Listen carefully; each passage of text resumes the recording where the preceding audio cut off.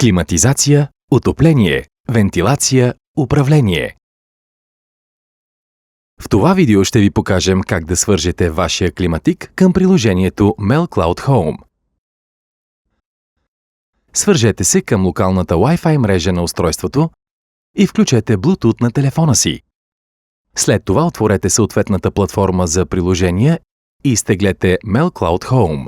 Ако все още нямате профил, моля, създайте такъв и въведете необходимите данни. В края на регистрацията потвърдете имейл адреса си, за това е необходимо да влезете в електронната си поща. Отворете приложението.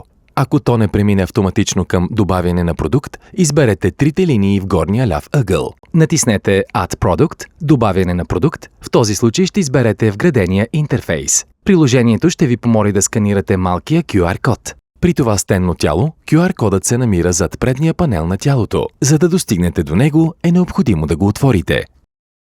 След сканирането, приложението ще потвърди, че кодът е правилен и ще покаже съответната информация на екрана, включително данните за самия адаптер. Активирайте Bluetooth. Необходимо е да възстановите фабричните настройки на устройството. Това се извършва чрез инфрачервеното дистанционно управление. Натиснете и задръжте бутона с стрелка надолу, докато на екрана се появи символ. Той трябва да показва -2. Ако не показва -2, променете стойността с бутоните плюс и минус. След това натиснете бутона за включване-изключване, за да изпратите командата към вътрешното тяло. Устройството ще премигне 3 пъти като потвърждение. След това натиснете и задръжте бутона плюс, докато екранът се промени. Отново натиснете бутона за включване-изключване. Трябва да чуете периодичен звуков сигнал. Ако това не се случи, повторете процеса. След като процедурата приключи успешно, приложението ще покаже изискванията за Wi-Fi мрежата. Въведете паролата за мрежата.